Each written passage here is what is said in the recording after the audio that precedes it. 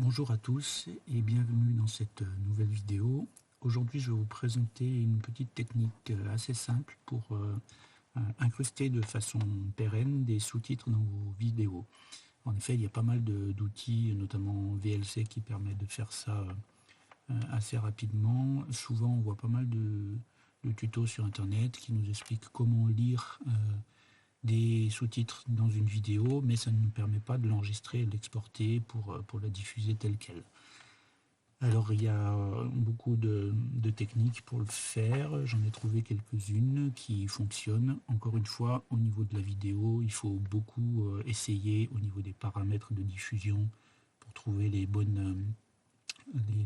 paramètres pour avoir une qualité acceptable suivant ce qu'on veut faire. Voilà, donc moi aujourd'hui j'ai téléchargé une petite vidéo d'une minute, c'est une vidéo en 4K et je vais l'exporter en MP4. Voilà, donc je suis dans une machine virtuelle pour l'instant, ce qui peut expliquer les lenteurs parfois au niveau de la carte graphique, mais le but c'est de vous montrer les techniques.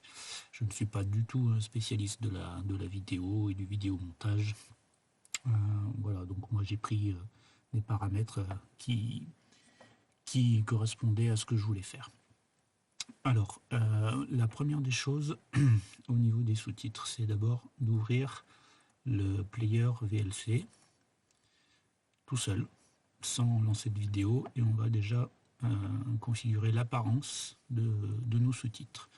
Alors pour ça, on va aller dans Outils, Préférences, et sur l'onglet Sous-titres, vous avez ici un paragraphe qui vous permet de personnaliser l'apparence qu'auront vos sous-titres. Alors vous pouvez choisir par exemple les différentes polices, la taille de la police, la couleur de la police. Je vais choisir par exemple celui-ci. Okay, les contours, ça c'est les contours des lettres. Donc je ne veux pas de contours. On peut éventuellement choisir un arrière-plan, mais je ne veux pas faire ça pour l'instant. Donc là, on fait enregistrer.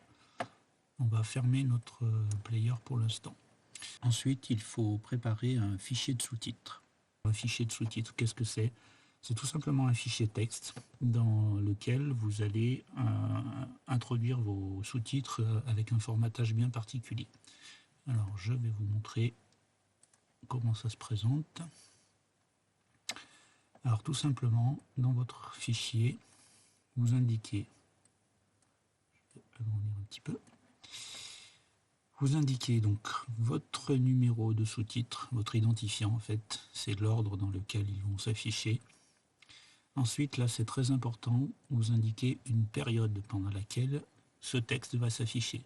Donc la période elle est formatée de la façon suivante, les heures, les minutes, les secondes et les millièmes de seconde après une virgule. Donc les heures de point, minutes de point, secondes, virgule, des millièmes de seconde. 2 fois le tiret du 6 plus la flèche qui vont nous indiquer en fait jusqu'à quelle période on veut l'afficher. Donc en l'occurrence ce sous-titre, le texte du premier sous-titre à afficher, on va corriger au passage les petites fautes d'orthographe, il va s'afficher de la seconde 0 à la seconde 10. Ici, très important, après le premier sous-titre, il faut faire un retour chariot. Voilà, pour que l'interpréteur sache qu'il faut attendre pour afficher le second. Sinon, il va afficher un seul bloc de sous-titres sur la première image. Ensuite, on recommence le deuxième sous-titre de la seconde 10 à la seconde 15. Et ensuite, on recommence, etc. Le troisième de la seconde 15 à la seconde 30. Alors, j'avais mis jusqu'à la fin, mais c'est pas jusqu'à la fin. C'est jusqu'à 30 secondes.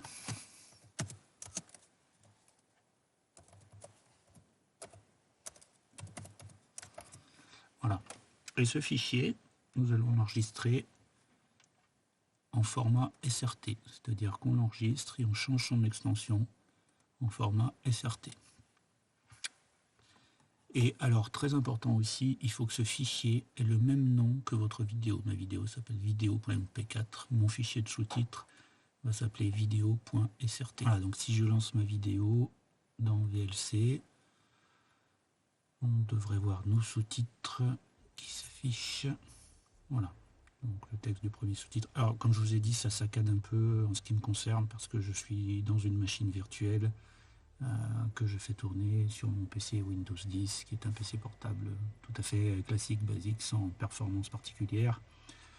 Donc au niveau de la mémoire vidéo, parfois, ça le fait un petit peu pédaler. Voilà, donc vous voyez que le principe fonctionne. Le problème, c'est que si par exemple je renomme mon fichier de sous-titres ou que je le supprime, et bien mes sous-titres disparaissent de ma vidéo. Alors, au niveau de VLC, il se peut qu'ils apparaissent encore, voilà, puisqu'au niveau de VLC, on a une possibilité de lui dire d'ajouter une piste. Voilà, mais si je la désactive, voilà, dans la vidéo, je n'ai pas les sous-titres, et si je lis ma vidéo avec un autre lecteur, un celluloïd,